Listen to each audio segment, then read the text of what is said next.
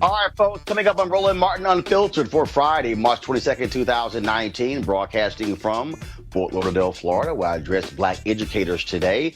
We got a whole bunch of stories of bad behavior by cops as well as racists, but also Robert Mueller has turned in his report to the Attorney General Bob Barr. The question is, will it show collusion between the Donald Trump campaign and the folks in Russia? We'll talk about that. Also, a black woman in a vicious beating by a white supremacist who didn't like the way she parked her car. Folks, the video is shocking. It is stunning.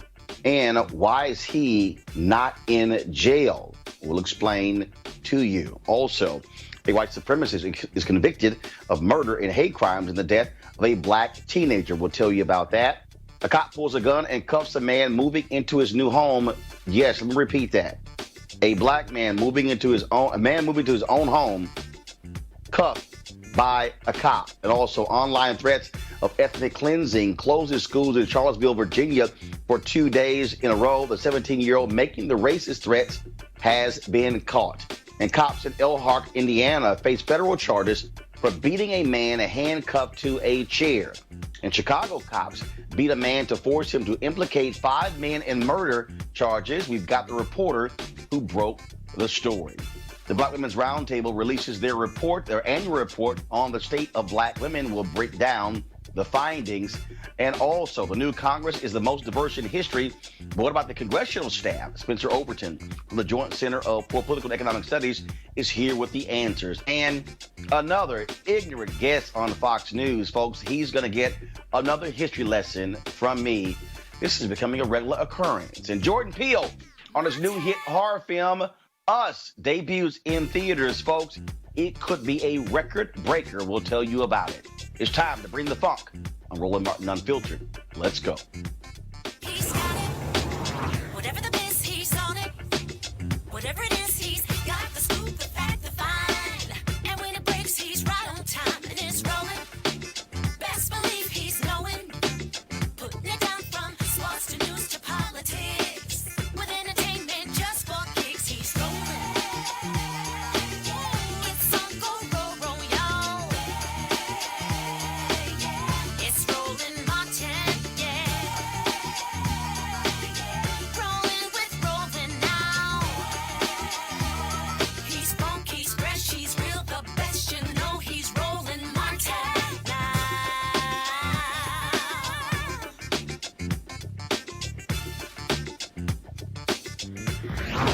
Martin.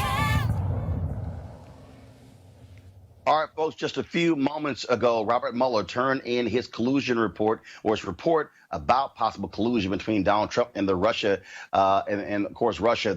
He started in May of 2017 and was all about investigating whether or not the Trump campaign colluded with Russia to rig the outcome of the 2016 presidential election. A number of people have been indicted. Some have already gone to jail, including Paul Manafort, of course, the campaign manager for Donald Trump. Also, 13 Russians who also were indicted as a result of their hacking as well. Roger Stone also indicted. And so a number of people now, of course, so here's the process. Mueller turned in his report to the Attorney General Bob Barr.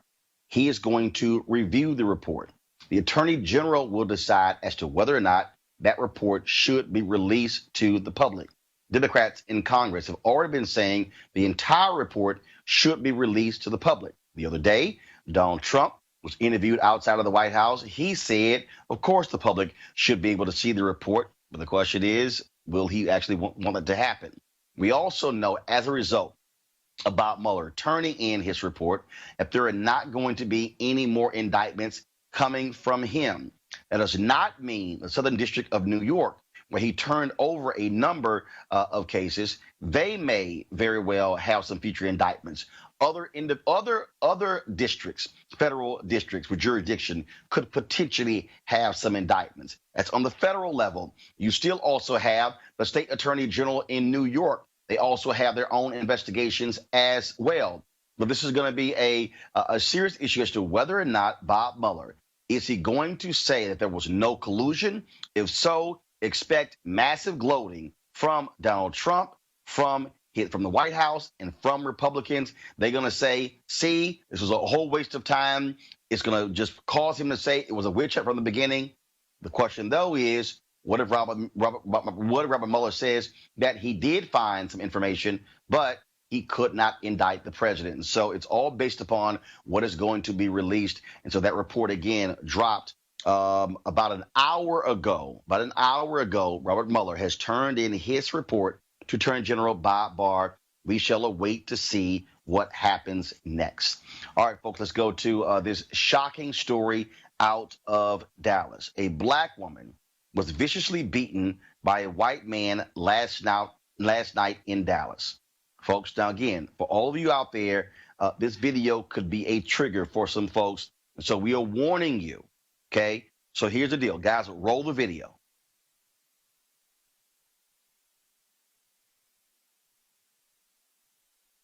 This man pulled a gun and slapped the woman's phone out of her hand as she was calling 911. All of this was captured on video. It is shocking and stunning.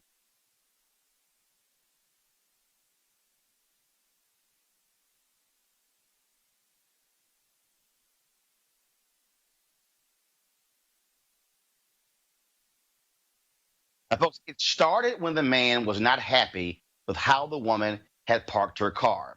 She has not been identified, but the man, Austin Sheffield, has been arrested and charged with assault causing bodily injury, interference with an emergency call, and public intoxication.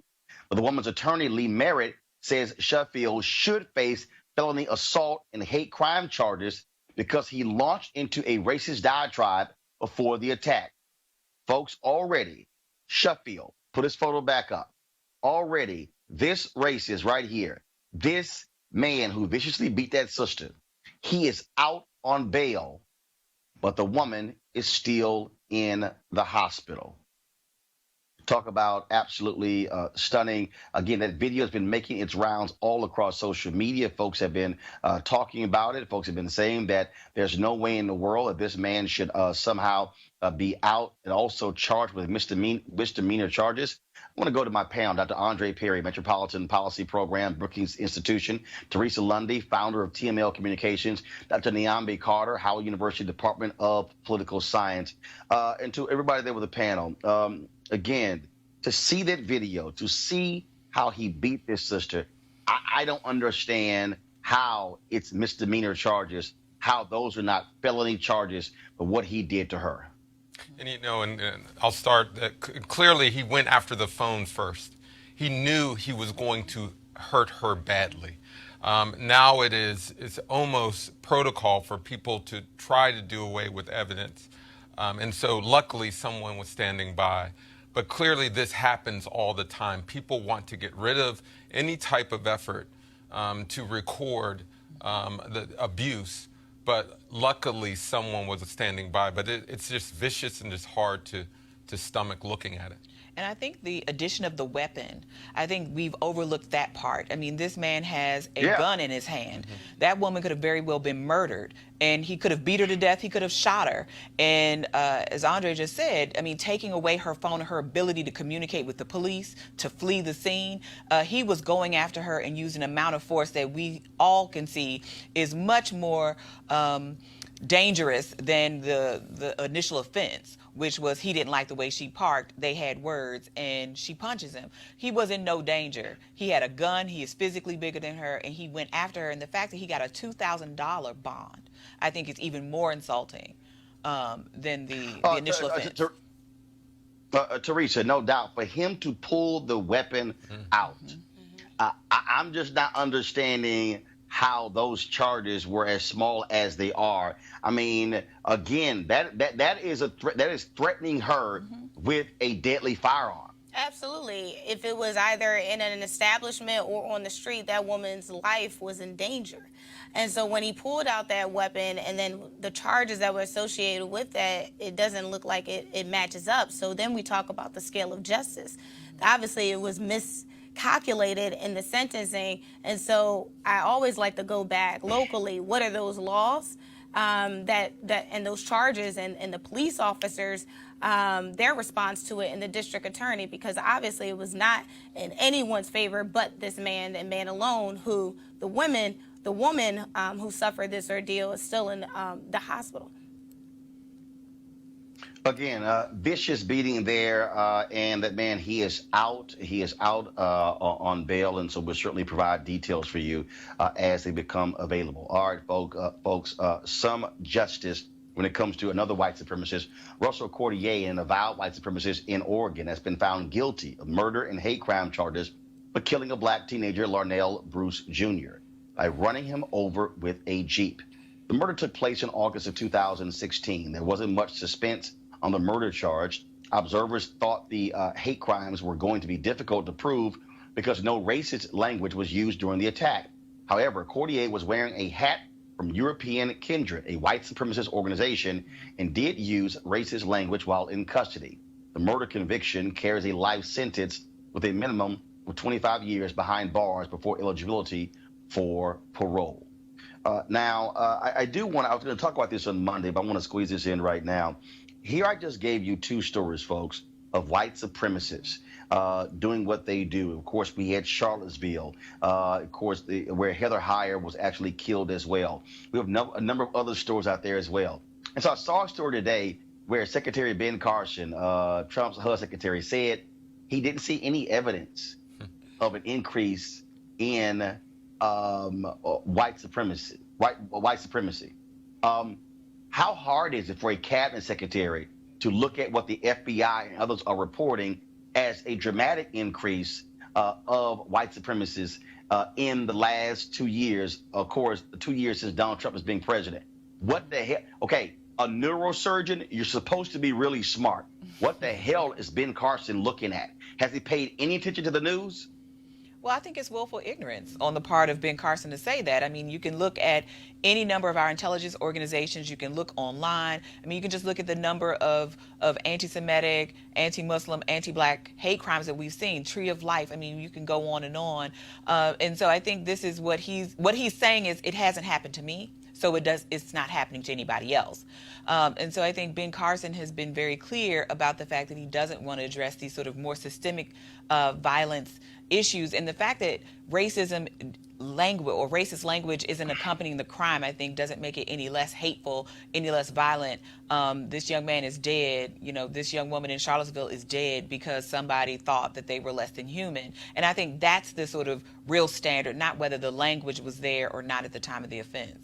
You know, and also the Center for the Study of Hate and Extremism, they have documented this rise in hatred.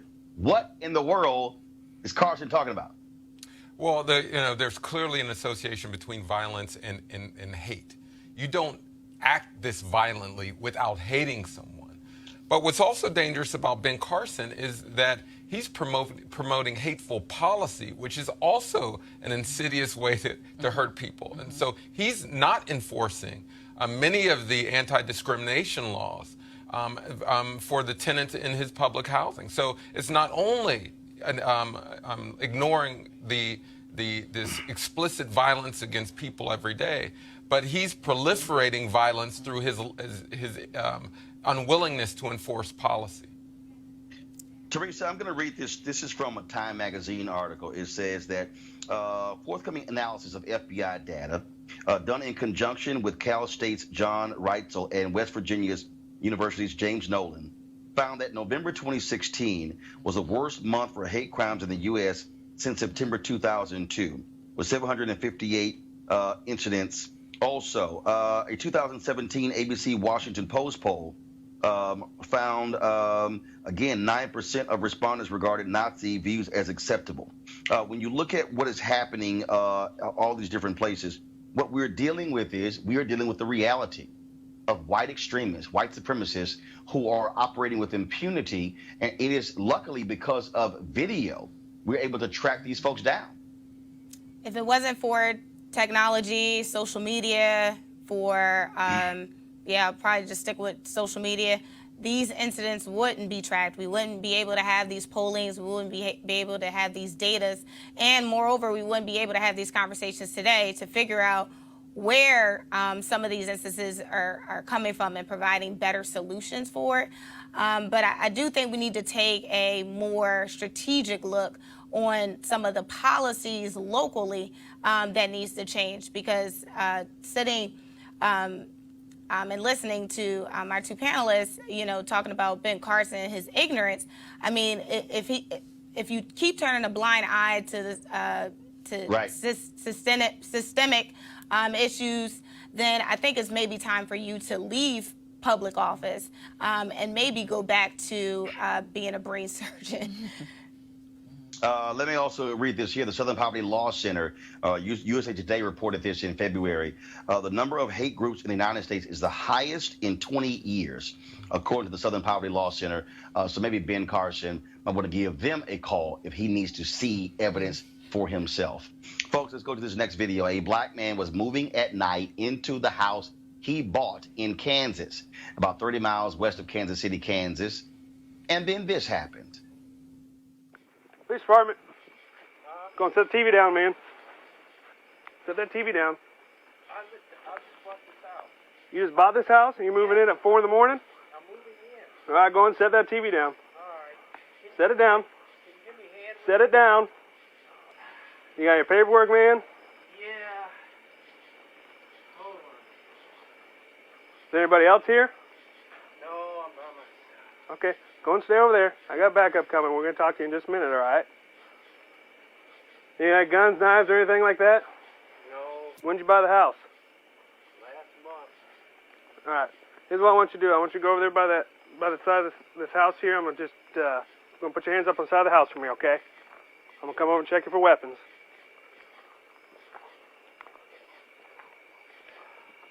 Okay, you ain't got anything on you, do you? Just my wallet, my keys and stuff. Okay. Okay, go and place your hand on top of your head for me.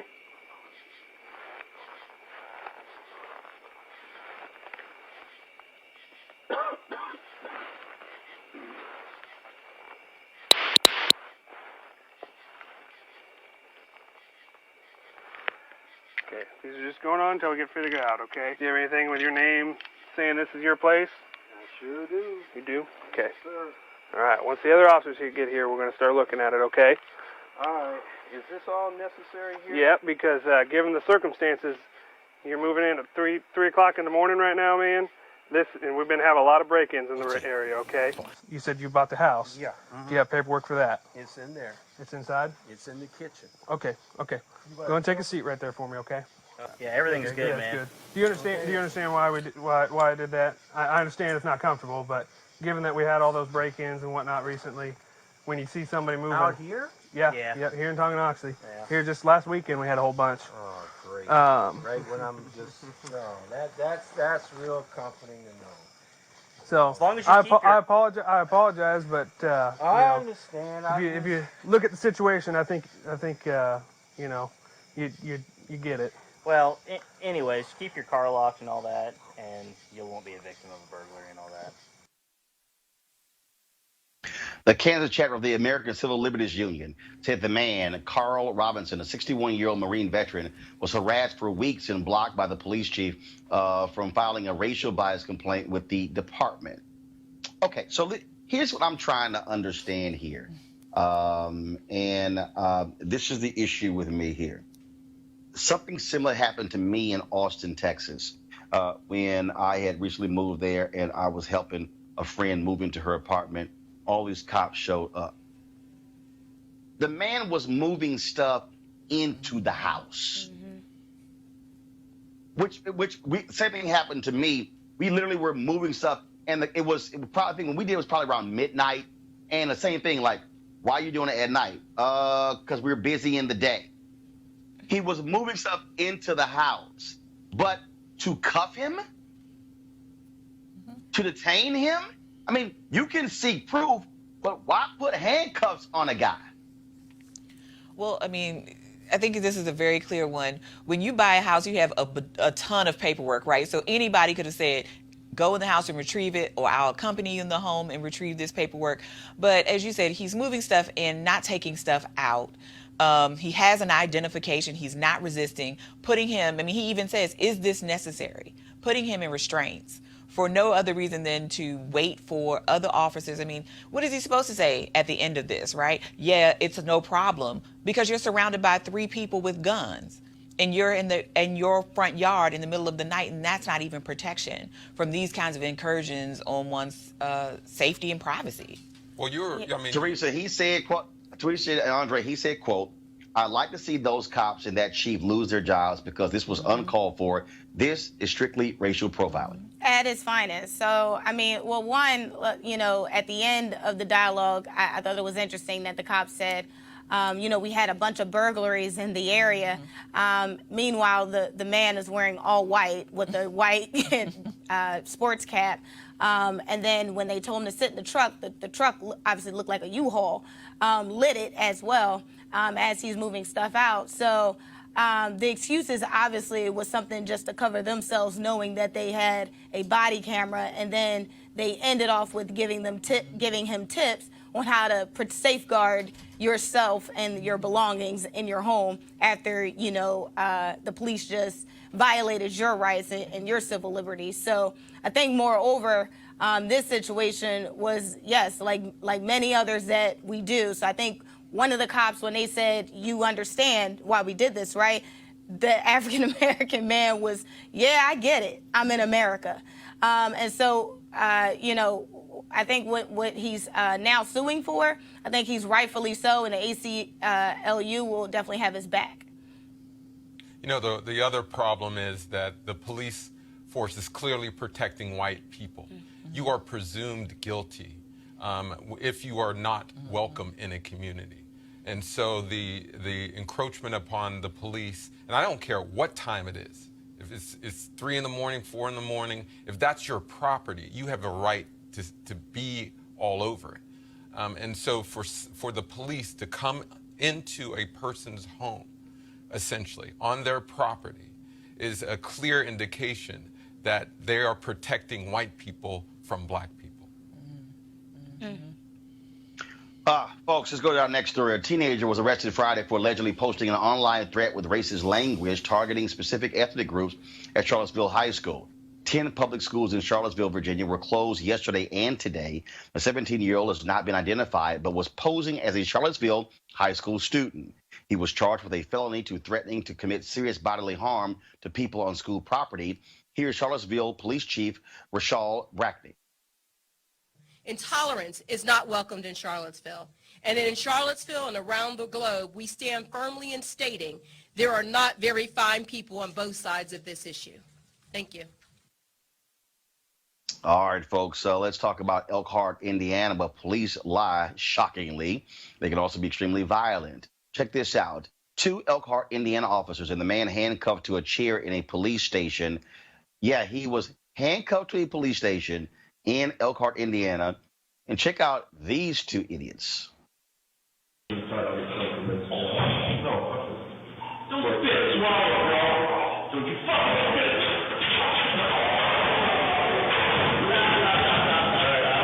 Stop. You don't need shit.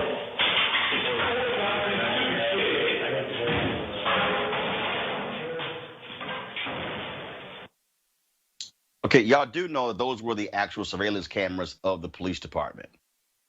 Yeah. Corey Newland and Joshua Titus were reprimanded by the police chief. Reprimanded. Then the South Bend Tribune requested video of the incident as part of an ongoing investigation with ProPublica. Then the cops were charged with misdemeanor battery. And yesterday, the 2 were indicted by a federal grand jury for using excessive force against a suspect. Andre, the fact that the police chief reprimanded them as opposed to charging them shows how cops protect cops. Oh, absolutely. We need some type of third-party arbitration in cases like this. It is clear that police will protect other police while they violate the civil liberties of you and me. And this is another reason why communities they should be fearful of police, because they will not find justice if it's up to the leadership. And this includes all the way up to the police unions, to managers, all the way down to administrative staff. We have to have some type of way to have a third-party arbiter in these types of cases. Well, that should be the case, but then again, we still have cops who do what they do, and that is, we saw, that, of course, that in Chicago, where a man was beaten by cops to frame 5 men for murder. Prosecutors knew his testimony was coerced when they put him on the stand. BuzzFeed reporter Melissa Segura broke the story. We're going to talk to her up next. But again, this is most important, folks.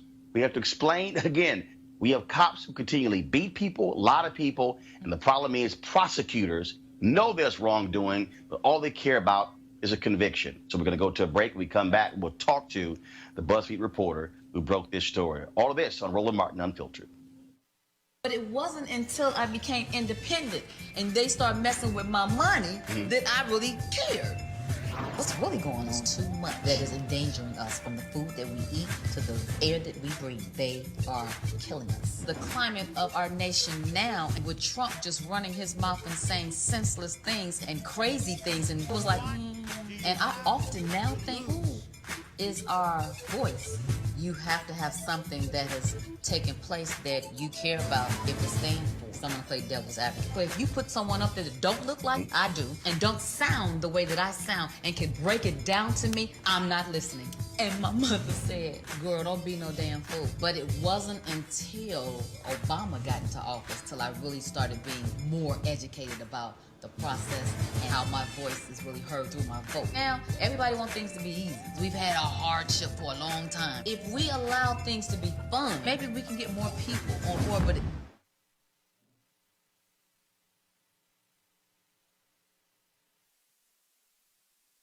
All right, folks, so let's go right to a BuzzFeed reporter, Melissa Segura, who broke that story out of Chicago. Melissa, we consistently hear stories out of Chicago about wrongdoing for cops, but to hear the cops beat this man, Francisco Vicente, to frame other individuals, and the prosecutors knew it? Yes, I think that's sort of the direction that not only our reporting has taken us, but also the direction that a lot of civil rights activists are starting to look at. Is we know, and we've heard for generations, stories of police beatings in Chicago. We know this. There's historical record of it. But what we haven't done, at least thoroughly enough, is take a step back and start asking questions about the systems that have led to so many wrongful convictions in Chicago. And I think the next natural step is to look at the prosecutors and say, hey, these police officers, even if they use the most brutal means necessary, cannot necessarily convert those arrests and those confessions into actual convictions without the help of prosecutors. So I hope that that's the big takeaway that other people, that are readers for the story walk away with, is saying, hey, who else needs to be complicit to turn these, to turn those brutal acts into permanent records, into incarceration? And look, this is after Jon Burge, who's now dead, who was a police commander in Chicago, viciously beat a number of black men. Folks went to prison, some for long periods of time, I believe some also for death row. Those men were released. The Chicago had to pay $40 million in reparations as a result. They fought the case all the way through, paid millions more in legal fees for this thug. And so, and this is why people somehow don't seem to understand why the public doesn't trust Chicago police. Right. I think the other thing that's really interesting about the particular officer that my investigation that I've been writing for the last 2.5 years reveals is that, I think with the Burge instances that you're referring to, we really do have that racial dynamic, and race plays a big factor. And I think a lot of people are able to say, okay, this is a black-white issue. But in the instance that I've covered involving an officer by the name of Detective Ronaldo Guevara, is that he was a Puerto Rican man who did this in a predominantly Latino neighborhood where he grew up. And so I think what this allows us to do is ask a question and say, hey, is this really exclusively about race, or is this very much not only about race, but is it also about the culture of the police department and the way that it interacts with its citizens? And I think that that's sort of an interesting feature of our particular investigation into this officer and to the way that he operated in this community. The other thing that I think is really important is I had somebody on Twitter trolling me saying, this is such a tired narrative. We know all of this about Chicago. But we're not only saying that the injustice is happening to the innocent men who were incarcerated for decades, but what exactly is this saying to the community, to the murder victims?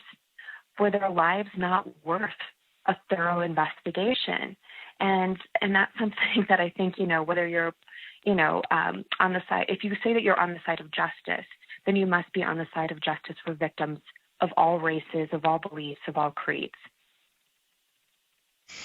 What's the status of those cops and the prosecutor? Anything done to either one of them? Sure.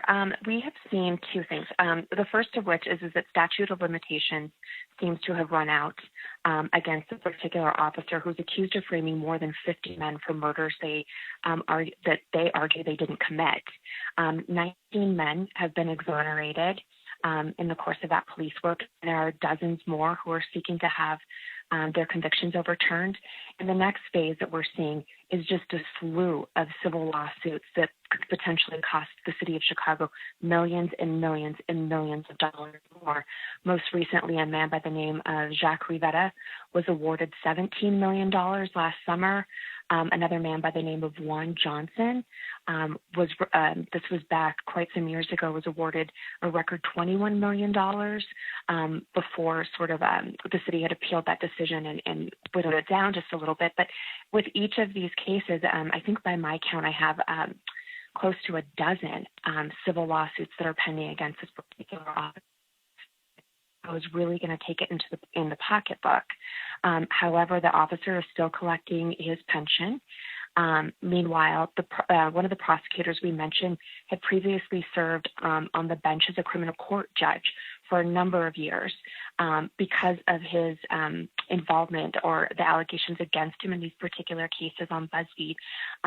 He lost his retention, his election to stay on the bench, which hadn't happened in just decades. So that was a pretty unprecedented moment where many of these men who were convicted, or some of these men who were convicted, had spoken out against this particular judge as he campaigned to retain his position. All right, then, Melissa Segura, first of all, great work there at BuzzFeed. Thank you so very much, and hopefully there will be justice there in Chicago. Thank you so much. Have a great weekend, everyone. All right, thank you so very much. All right, folks, we've spent lots of time on this show talking about the need for more people of color, more African Americans on Democratic congressional staffs. This is extremely important. The Joint Center for Political and Economic Studies, they have been very much involved in pushing for this as well, because when you look at those key positions, African Americans have not been in many of those slots. Joining us right now is Spencer Overton, president of the Joint Center for Political and Economic Studies. Spencer, the New York Times did a story the other day talking about the numerous firsts of African Americans on staff there. Of course, we have been pushing this for a couple of years on the Tom Joyner Morning Show, on my old TV1 show, and here as well. So here we are, several months into the new congressional session. What does it look like? Well, let me just start by saying thank you for your leadership on this. I mean, a lot of this stuff would not move without you bringing attention to it. So you've been there from the beginning in terms of talking directly to like Senator Schumer and other folks, and just every step of the way. So first of all, thanks so much for the platform and getting this message out. So in terms of where we are, there is some commitment from Speaker Pelosi to this issue, and that's certainly appreciated. We've seen some rules adopted in the new Congress, a diversity office set up, which is great. There's some people who are in leadership way up, and when I say leadership, I mean in the Speaker's office, in Hoyer's office. Obviously, you've got Yebby in Congressman Clyburn's office here. But if you look at kind of the rank and file in terms of the members themselves, their chiefs of staff, their legislative directors, their communications directors, we still have a long way to go. So if you just look at the new members, most of the new members have hired all their staff. About 92% of those spots have been filled. And about 21% of those folks are people of color. So that's up above from before when it was 14%, so that's great, but it certainly falls short of the 38% folks of color who are in the country as a whole. So it still falls short. In the Senate, you look at the new members, about 9 new members, there are about 27 new spots there. Only 2 of them are people of color. None of them are black. Now, we have seen some gains in terms of these presidential candidates. So Gillibrand hired a black woman chief of staff. So did Warren, Elizabeth Warren. Kamala Harris has a black LD, and I think she's going to get a new black LD possibly coming up. So we have seen candidates who are running for president take this issue seriously. But still, with the Senate right now, we started off in this in 2015. We had only 3 black folks as top staff. Now we have 8, which is great, but we've basically moved from 1% to 2%. So we still got a lot of work to do. I know, of course, the panelists there, they've got some thoughts on this and also some questions. So any of you, take it away. Yeah, I would love the fact that you're pursuing this issue. In the last segment, we heard how important the press is to advance criminal justice issues. Just talk a little bit about the role think tanks and the Joint Center in particular has on pursuing particular issues and advancing this kind of work. Yeah, well, and you know, you're at a great think tank, Dr. Perry. Lifting up data so that we can see change is important. People aren't going to do things out of the goodness of their heart. They're going to do things if you lift this stuff up, and if we get it outside of the Beltway and folks at home call their member and say, where are you in terms of staff diversity? Is your chief of staff black? Is your communications director black? So really, folks at home being armed with that data and holding their members accountable, that's the key. And I think that also brings light to some of those presidential candidates who have taken the lead after looking at the data and said, listen, there is a need for diversity and inclusion, and why wait until we get in office? Let's do it right here on our campaigns. And so it does look good, you know, to have senior leadership look like us, especially if the presidential candidate is talking about our issues.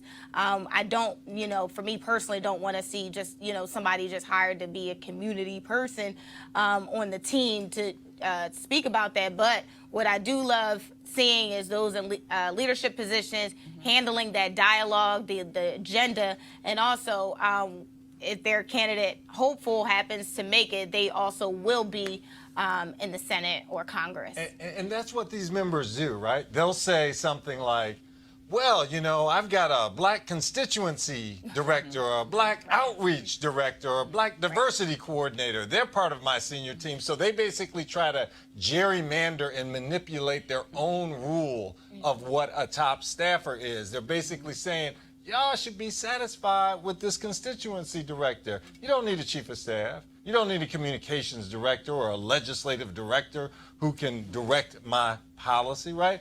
And we have to set the terms of what we want. We have to set the terms of our liberation. We can't just use someone else's definition of what's good enough for us.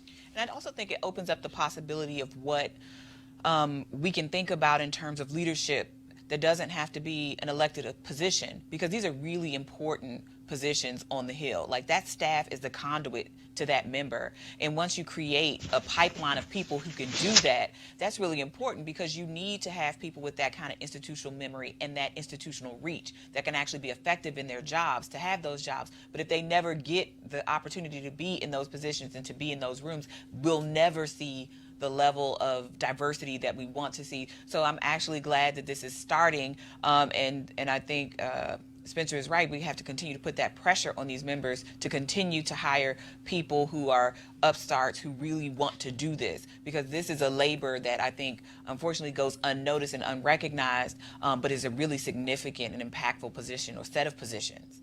And as Roland has said in the past, these positions, they're pipelines as well. So on one hand, it's how you get to the member, but it's also a pipeline to jobs at big companies, right? It's pipelines to appointments at agencies in terms of being commissioners. So in other words, if you've overseen the committee that confirms people, that's a great way to get to be on the commission or the agency as well, right?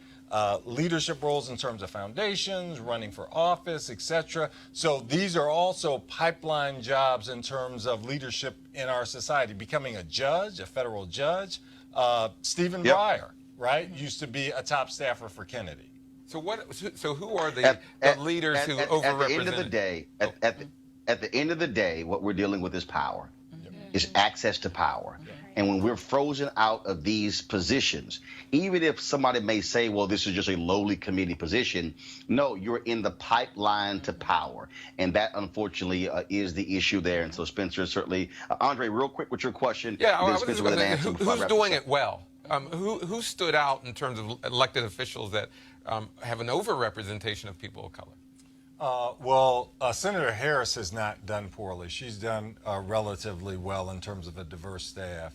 The senator from Nevada, Cortez Masto, has done a relatively decent job. Interestingly, the CBC as a whole is doing fairly well. They're the most diverse in terms of their top staff. But if you look at these white members, especially white Democrats, on average, their districts are about 37% people of color, and yet only about 8% of their top staff are people of color. Only about 2% of these white Democrats' top staff are black people. Right? Wow. And so, the white Democrats are not doing well. Exactly. Transcends party. And this is why what we have to continue to say, as black folks, we will not remain political sharecroppers. We also want to be in positions of power. Spencer Overton, we appreciate it, man. Thanks a lot. Thanks for your leadership, Roland. Appreciate you. Thank you, sir. Today, the Black Women's Roundtable released their report, Black Women in the United States 2019, called Centering Black Women and Girls' Leadership and Public Policy Agenda in a Polarized Era. Now, on Monday, we had a preview and talked about the increasing political power of black women and the decreasing income insecurity of black women. Now, today, let's look at three more findings with our panel. Now, from the report, over 70% of black women surveyed rated the following issues as very important: affordable health care, criminal justice, policing reform, equal rights and equal pay, hate crimes, racism, jobs, employment, and voting rights. Black women made it clear that their top policy priorities were protecting the safety net programs such as Social Security, Medicare, and Medicaid, as well as access to affordable health care. Going to our panel here now, from the report, according to the most recent federal data, black girls' 12% suspension rate is much higher than girls of any other race and most boys. And research shows that dark girls are suspended and expelled more harshly than those with lighter skin. Now, also, algorithms used by big tech companies and other industries contribute to racial profiling and the systemic and institutional sexism and racism and discrimination that marginalizes black women and makes them vulnerable victims to these algorithms, and their ability to decrease opportunities for employment, housing, credit, education, and healthcare, which harms the economic wealth and well-being of black women, their families, and their communities. I want to start with Teresa first. One of the reasons why this is important is because by being able to specifically identify the views and perspectives of black women, this helps black women and others, whether they are in public office, whether they are volunteering or campaigning on campaigns, or whether they're simply voters, to know how to impact public policy and what we should be asking and demanding of elected officials. So I think the slew of items that black women are putting on the table are those of quality of life: equal pay, equal pay, criminal justice reform, health care, are the items that, is needed in order to protect them families. But also whoever's elected is to know that when they are making those decisions, when they are thinking about, raising taxes or thinking about, taking, like what they did in New York, taking meat on Tuesdays to help some of the school students.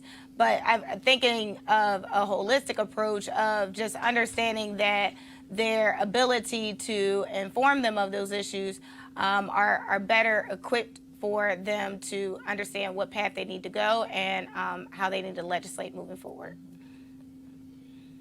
You know, another critical thing, if black women don't put certain agenda items on the table, they don't go on the table. And so, interestingly, voting rights is one of those issues where white people poll very low on wanting that on the agenda. So if black women don't put this on the agenda, it doesn't happen. But also, if we connect the dots to some of the earlier footage of women getting beaten, clearly black women are powerful politically, but they are not protected. And so the encouraging news about this report is that black women are starting to make inroads in white districts in terms of getting elected.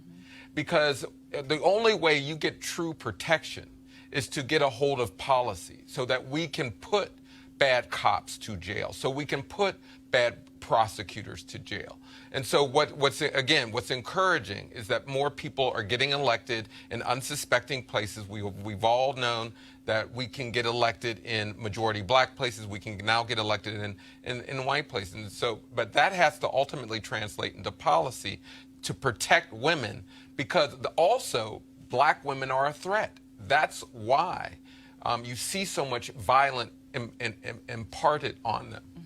And I also think, though, this idea of power and how that works, right? Some of this is things you can legislate your way out of, right? We can legislate equal pay. But the other part of these things about maternal care, right? I mean, black women suffer at high rates of infant and maternal mortality. So we know that that's something that we have to educate our medical communities on. Black women talking about they're not listened to in those spaces, that black women are in very precarious positions economically. Their wealth is very minuscule when compared to their white counterparts. When you look at their job types that they have, right? Their employment status that they have do not lead to longer term care and longer term wealth building. And I think what this report does well is show us how all of these things are connected, right? So you have a systemic problem where black women are concerned. So yes, they're making inroads in judgeships, they're making inroads in legislatures, in the state level and the national level, but there's still some of the poorest, the sickest, and the most harmed by these trends toward criminal justice and exclusionary voting rights. I mean, because black girls are not only being suspended, this is also where that prison pipeline starts. And you see black women are being convicted and becoming a larger share of the prison population in this country. So I think what this proposal does, or what this report does, is show us how all of these things are linked together. And they're linked together by white supremacy, which pervades all of our institutions, even the ones that are supposed to care for us. Not just police forces, but medical communities and others who are not supposed to really care about what your race is, but maybe what your humanity is. And also, I just need to add this, that black women and girls are ignored by and large. We're in Women's History Month, and black teachers, some of the most impactful on students, are ignored. So I like this report, and I encourage people to read it, because we have got to just elevate the voices of black women, because in every aspect of quality life measures, education, politics, health, even, we are getting more control and say on these things, and particularly in education, black women are rising. But there's always an outcome associated with that, and suspension, expulsion, for instance. Or pay. And pay, right, that don't reflect the progress. And so until we get that kind of power, sheer power, we're going to see these kind of weird disparities within each sector. Leave it. All right, then, folks, you can then go to the Black Women's Roundtable and go to the website and actually see the full report. Going to a break right now. You're watching Roland Martin Unfiltered.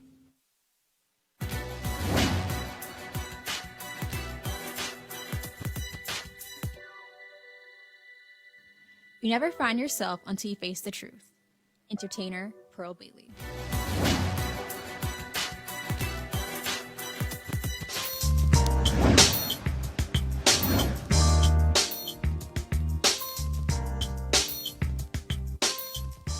folks, hashtag HBCU Giving Day. Our school of the day is Paul Quinn College, located, first of all, founded in 1872, was initially founded in Waco, Texas. And then, of course, when Bishop College in Dallas shut down, it was moved to that particular campus. And so it's now located on the old campus of Bishop College. It is located now in Dallas, Texas. They're in South Dallas. It was Coma Cottrell, of course, the pioneer hair care owner, Proline, who actually paid for the move of Paul Quinn from Waco to Dallas. His notable graduates include Tony Rose, Mims Hackett, Andy Cooper, Charles E. Jefferson, and many, many more. You want to support Paul Quinn, please go to www.pqc.edu. Again, the website, pqc.edu. And so we always support our HBCUs. And then if you have another HBCU you want to support, please, by all means, contribute to them as well. All right, folks, calling all HBCU alumni, students, and leaders. Enter the Ford Motor Company HBCU Mobility Challenge and win $25,000 for your school. Building on their long-term support of HBCUs, Ford is looking to improve mobility in HBCU communities through innovative solutions. The winning program will receive a grant of up to $25,000 to implement the proposal. The deadline to apply is March 31st, 2019. Go to FGB.Life for more information and to apply. Remember, Ford goes further in our community. We thank them for being a part of partners here at Roland Martin Unfiltered. Also, I'm looking at our live stream, and so I want to make sure that folks right now, if you are on YouTube channel, if you're on Facebook, as well as Periscope, we want you to go to FGB.Life to, of course, to register your school. The deadline again is March 31st. Make the thing happen. Then, of course, it's next Saturday. And also, if you're also on YouTube, you can also contribute to being a supporter of Roland Martin Unfiltered simply by giving right there on the YouTube channel as we speak. Remember, every dollar you give goes to support this initiative, what we do every single day, all the great things that we are doing. And so we want you to be able to do that. And so to the folks who give on YouTube, I'm looking at you right now, and I'll give you actually a live shout out right here on the show if you do. So I'll be watching you throughout for the remainder of the show. All right, folks, every single day, it seems, there is somebody who says something absolutely outlandish and crazy about race on Fox News. And I swear, none of these people seem to have paid any attention in history class. Conservative commentator Doug Weed was on Fox News talking about the Electoral College. There's been lots of discussion. Senator Elizabeth Warren and others say it's time to get rid of the Electoral College. Now, Fox described him as a presidential historian. Here are his academic credentials. He attended but did not graduate from Central Bible College in Springfield, Missouri. In 1990, he got an honorary degree from Oral Roberts University in Tulsa, Oklahoma. That's it, which might explain this nonsense. So, we talk about the Electoral College. Just remind people why this exists in the first place. Why did the Founding Fathers believe this was so important? Balance, checks and balance, and to give everybody a vote. I mean, we could have the mainstream media in Hollywood and Silicon Valley all just go to a ballroom at the Ritz-Carlton in Santa Barbara, California, lock the doors, pick the president, and the country would be at peace. But the people in the rest of the country get to participate too.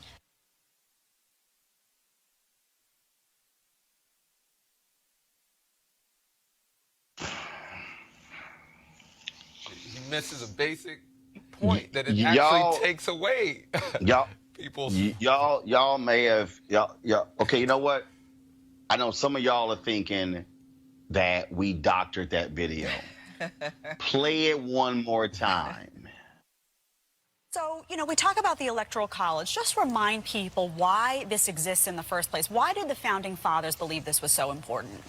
Balance, checks and balance, and to give everybody a vote. I mean, we could have the mainstream media in Hollywood and Silicon Valley all just go to a ballroom at the Ritz-Carlton in Santa Barbara, California, lock the doors, pick the president, and the country would be at peace.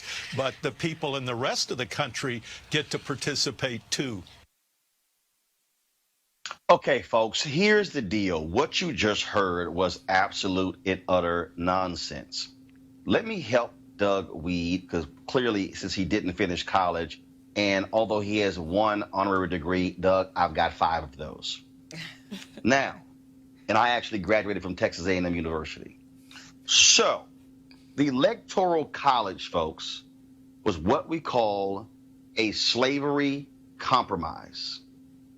The fear of the popular vote was that because of the plentiful number of slaves, remember we were counted as 3/5, that was this concern as to who would vote. Now let's also take it back. Who was really allowed to vote in America? White male landowners. If you were a man and you owned land, you were able to vote. He said they wanted everybody to vote. No, they didn't. The founders didn't want women to vote because they were not granted the right to vote. They didn't want black folks to vote because we simply weren't even citizens. So they created this system as a way for the rich white landowners to be able to say, if the people vote, and we're going to let them vote, if we disagree with their decision, we're then going to throw it to the Electoral College. Now, y'all might remember in the year 2000, Bush v. Gore. What was decided by the Supreme Court?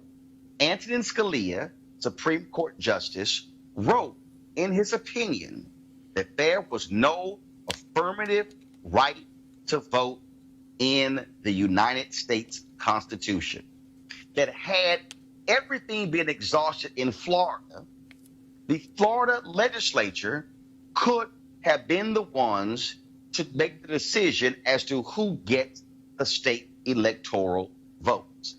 Now, according to this system, the Electoral College, they can vote any way they want.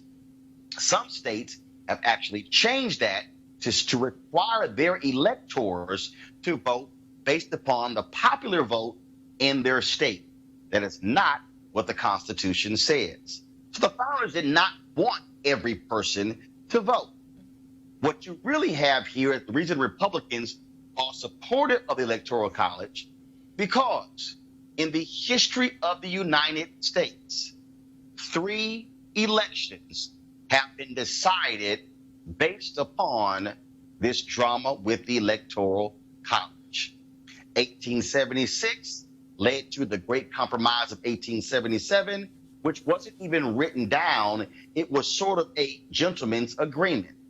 In that particular race, Republicans said, if you allow Hayes to become president, we then are going to cut a deal with you to remove the last federal troop from the 3 remaining state capitals in the South. Democrats said, we'll go along with that, and we won't do anything to the slaves. What ended up happening?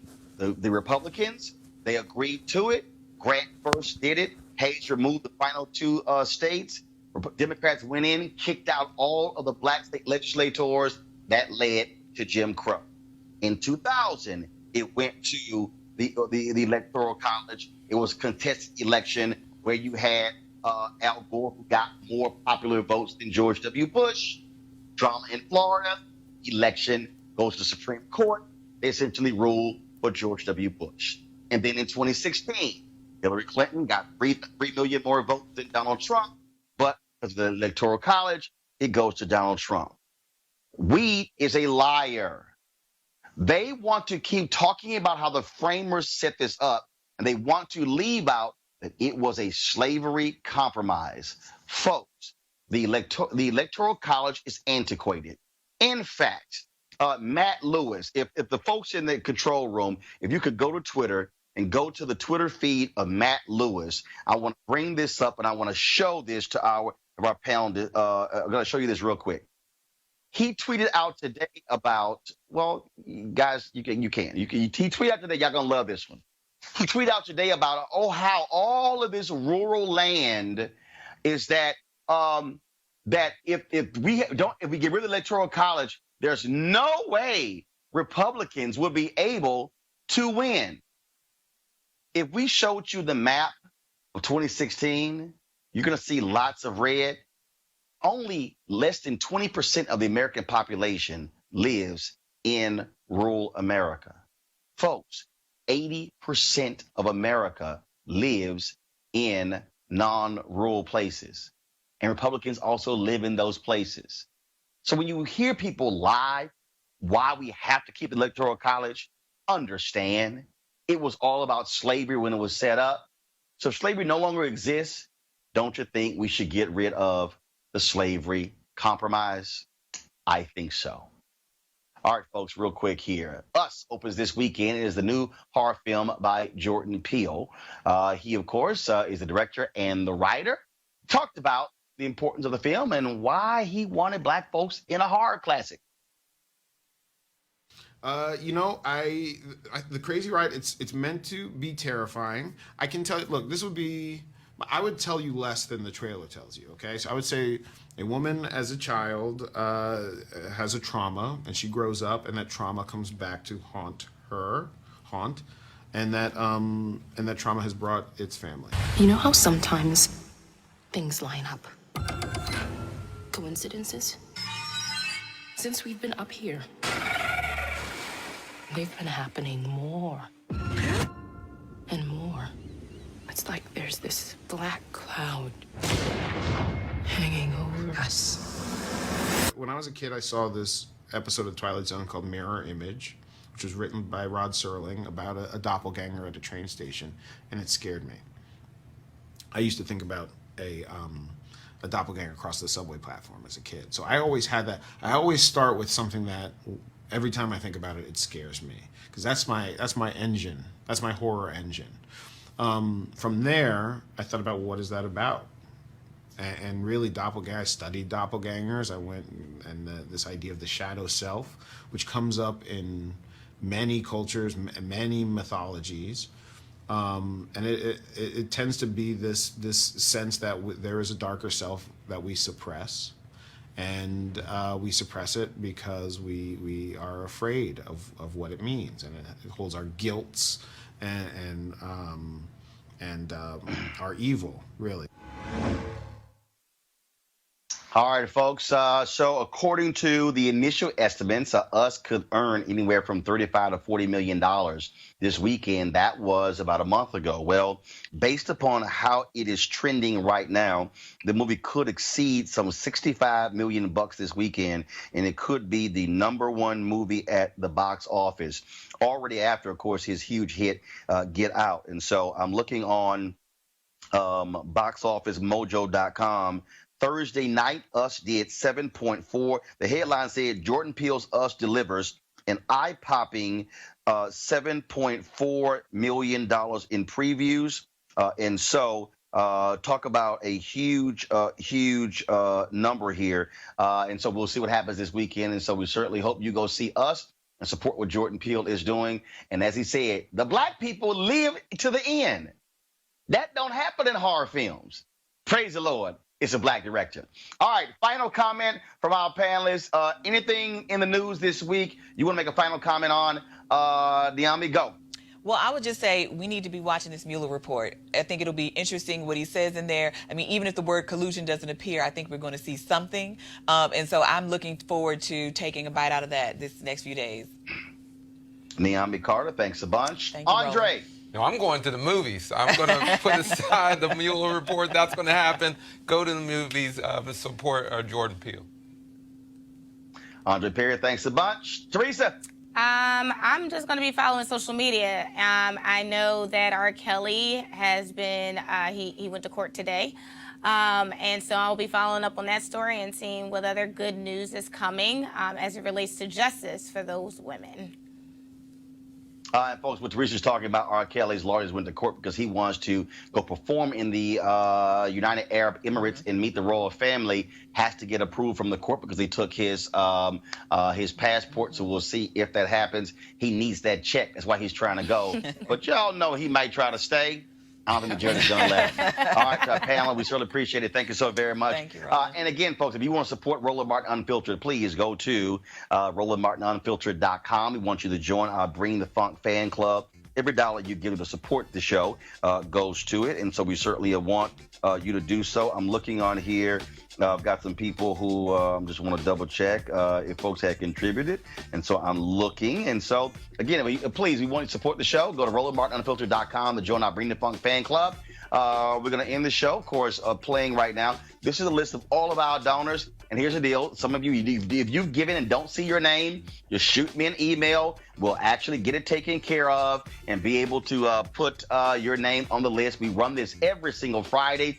And also, coming up next, we're going to end this live stream. And coming up next, we're going to have my one-on-one with actress Lisa Ray talking about voting, talking about how she got so focused when it comes to public policy and why it matters. And so, folks, I'll be back in D.C. on Monday. I'm here in Fort Lauderdale. Got to also give a shout out to the folks who I spoke to here, and that is, there was an educational conference here, and it was put on at Dillard High School by the Black Alliance of Black School Educators. And so at historic Dillard High School, so I want to thank all of them. They're located in the same district as Parkland High School. Had a chance to meet the superintendent. We're going to have him soon on Roland Martin Unfiltered. And so glad to see all the folks there. And they're going to also get me the video so we can live stream my speech and those of the others that took place there as well. All right, folks, you have yourselves a great, great weekend. I'll see you guys on Monday. And remember, come right back because you do not want to miss this conversation I had with Lisa Ray. It is indeed powerful. Holla!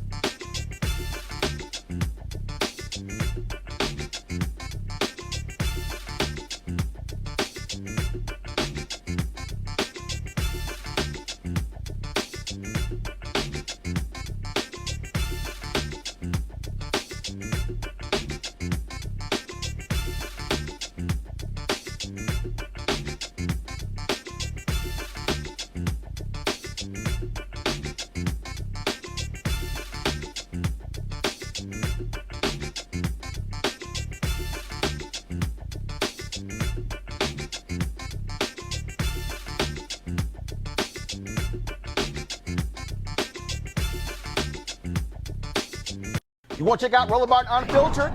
YouTube.com/Roland S. Martin. And subscribe to our YouTube channel. There's only one daily digital show out here that keeps it black and keep it real. It's Roland Martin Unfiltered. See that name right there?